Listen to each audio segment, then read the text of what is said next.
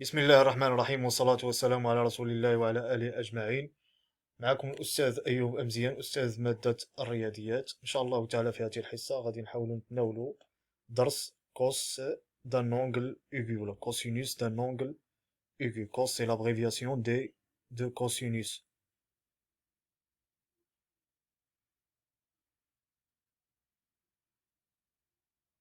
Donc comme vous voyez, le titre de ce cours est cosinus d'un angle aigu. Donc concerne classe deuxième année. Collège, matière mathématiques. Donc on va commencer par un test diagnostique. Donc c'est un petit test qui concerne les prérequis que vous avez déjà vus dans les années précédentes ou les premiers cours de cette année. Première activité, on va voir donc comme un quiz interactif. Donc l'hypoténuse du triangle ABC,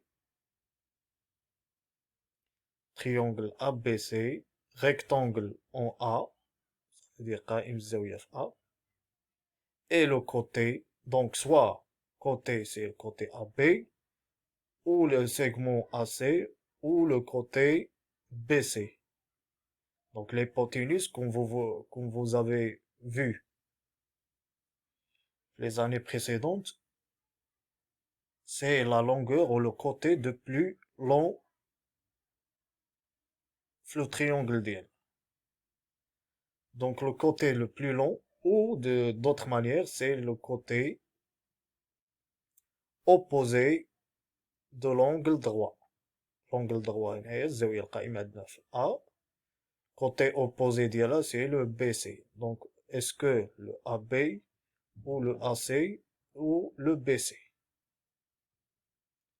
Passons maintenant à la deuxième question.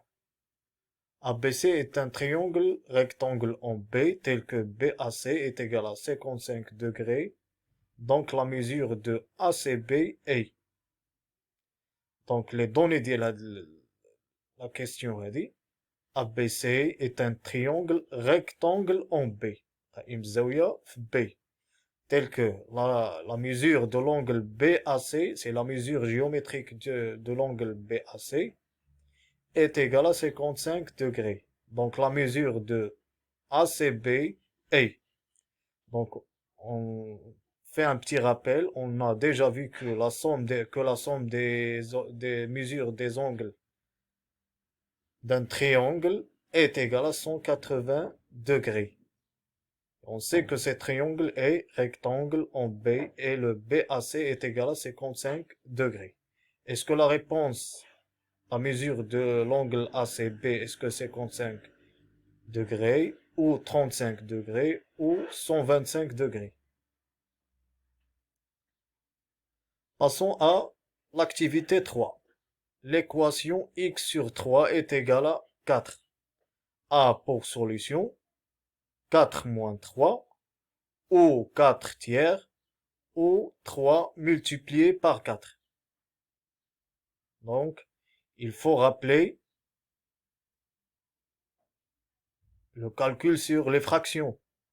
Si la quotient A par B est égale à C par D, ça veut dire A sur B est égal à C sur D. On a déjà la règle de 3. Ça veut dire que le produit des extrémités est égal à le produit des milieux. Donc, essayez de donner une réponse correcte. La même chose بالنسبة la question suivante. Si A sur C est égal à 4 tiers, alors est-ce que A sur 3 est égal à C sur 4, ou A sur 4 est égal à C sur 3, ou 3 sur A est égal à C sur 4? Essayez de donner la bonne réponse. Passons à l'activité 3. soit M appartenant au segment AB et N appartenant au segment AC. La droite MN est parallèle avec la droite BC, comme vous voyez dans cette figure.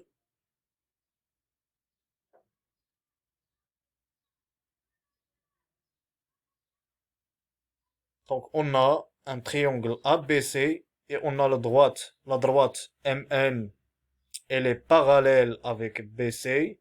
Donc que peut-on déduire?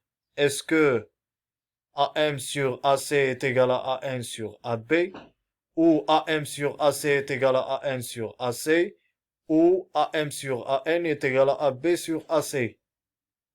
Rappelons le théorème de Thalès. Donc si on applique le théorème de Thalès dans cette figure, on va répondre à la bonne réponse. On va donner la bonne réponse. Passons à l'activité suivante. L'angle EFG est formé par l'hypoténuse et le côté.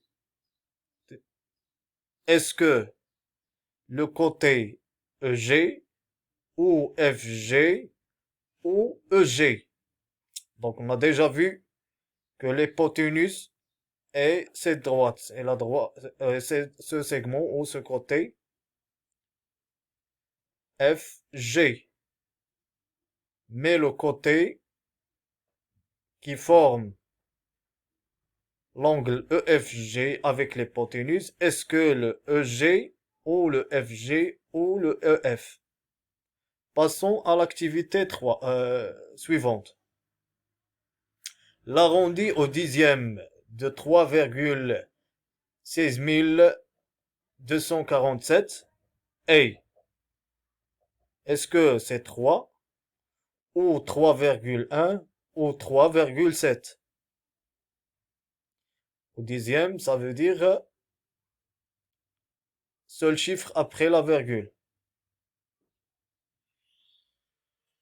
Si on a la condition A compris entre 0 et B, alors est-ce que A sur B, donc si A est compris entre 0 et B, avec A et B sont des nombres, alors est-ce que A sur B est supérieur strictement à 1, ou A sur B compris entre 0 et 1, ou A sur B est strictement inférieur à 0?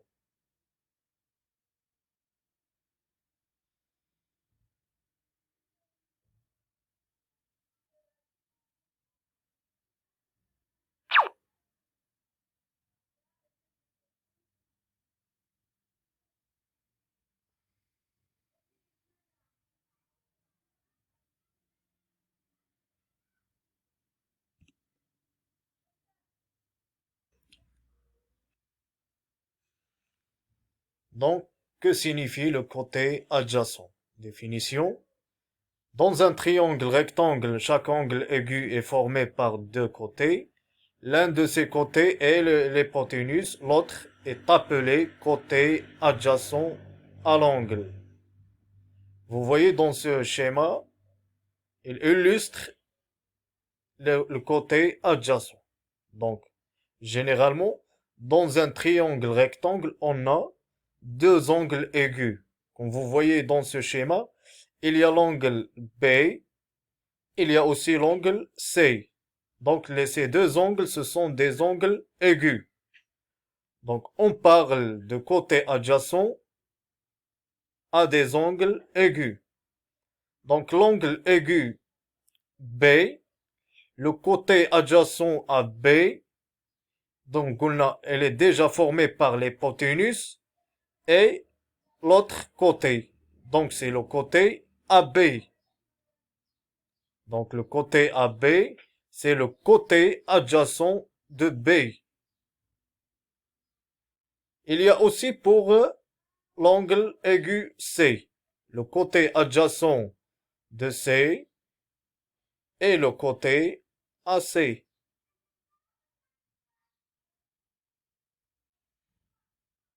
Donc,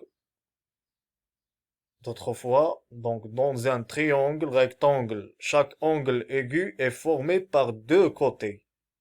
Chaque angle aigu, par exemple cet angle B, il est formé par BC et BA. L'angle C, il est formé par CB et CA.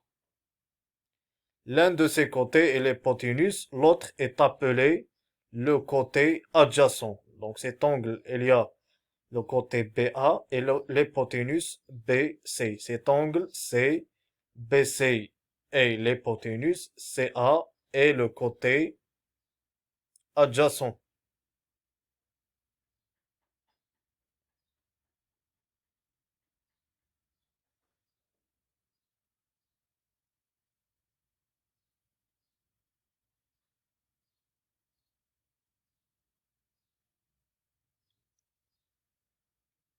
Passons maintenant à la définition du cosinus d'un angle aigu.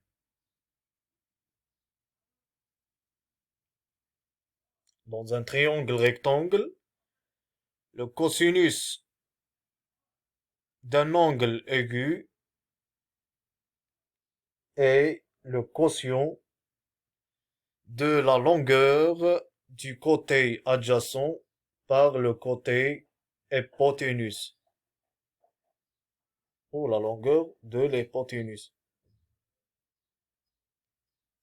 Prenons cet exemple. Sur cette figure, on a un triangle rectangle en A, donc l'angle droit en A. On a l'angle B est un angle aigu, et l'angle C aussi un angle aigu. Vous voyez que le cos de l'angle BCA, ça veut dire dans cette cos de cet angle, est égal à le côté adjacent qui est AC sur l'hypoténuse. Donc cos de ACB est égal à AC sur BC.